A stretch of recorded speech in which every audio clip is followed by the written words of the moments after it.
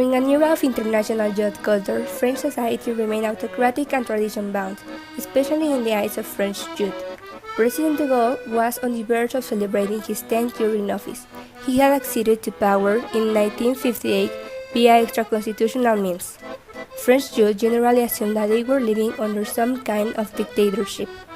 The two main opposition parties, the radicals and the socialists, had essentially collapsed, which meant that progressive political change via conventional parliamentary channels was all but ruled out, additionally to the struggles between classes that this governmental state had deeply embedded. At the beginning, the students were asking for an educational reform in which they could have a real voice on the university's decision. But in a short time, the aims of the movement were diversified to cover a range of goals representing the whole society. It was all about leaving in the past the patriarchal values of oppression, based on gender, age, or class. This movement invited all the population to think about not only a political, but a deeper social and cultural change. The night of May 6, the mobilization got violent, mainly because of the repression from the police. Nevertheless, next morning, after the fight with barricades, paving stones, and tear gas, workers, students, intellectuals, and anyone else who was interested went into the streets for mass rallies. By the third week of May, between 10 and 11 million people were on strike. There was no gas for cars. The trains did not run. France stopped, without there being a feeling of sabotage, but the strength of a population. As in any story, there were leaders. The protagonists were two young boys, Jacques Sauvetot, president of the leftist student organization, and Daniel Cohn-Bendit, the son of two German refugees. He was simply the emblematic figurehead because of his rebellious personality, and inspiration for one of the most emblematic phrases of the movement: "We are all German Jews." They didn't really need any type of financing. In the protest, they used the cobblestones from the streets to attack the CRS, the French riot police. They used posters with their slogans to promote their ideas, just like forbidden to forbid, the beach is under the cobblestone, and the beauty is on the streets.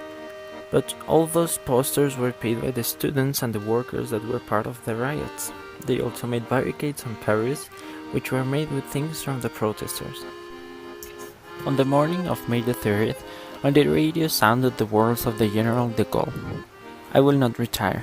And because of that, around 500,000 people went out of the streets on Paris with national flags saying that they supported General. De Gaulle accused the communism and reminded the French people of the Cold War and their fears towards the USSR. After that, he signed the Grenelle Agreements, which stated that the salaries of the workers will increase. 1 month later, on June the 30th, de Gaulle won the new elections. However, that May of 1968, although it did not translate into a change of immediate political power, sowed the seeds of a change of customs towards a more open and just society.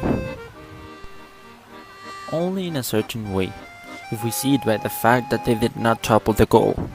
But if we analyze it deeply, what they wanted was to protest against the Gaullistic movement, to generate a change in the French society of those days, not really to overturn Charles de Gaulle.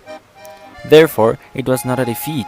They achieved to mobilize the society against the government as a protest of conservationism. This French youth movement was certainly the pioneer of all modern movements, which generally demand that the rights of people are respected and better conditions that ensure an improved quality of life. In the case of this movement of 1968, the French students protested due to the regrettable situation of their education system, but they were not the only ones. The low-class workers joined them in order to demand a wage increase and better labor conditions. We chose this movement because of its importance and influence all around the world. It not only paralyzed France and Europe, but also influenced the young community in several countries, enhancing the development of other movements. These in countries such as Mexico, Brazil, Spain, Poland, Czechoslovakia, and China, which unfortunately ended up in political repression and even massacres. So, in some way, the movement of 1968 is the origin of the many social advances in Europe and also the symbolic historical event in which other current movements are based on.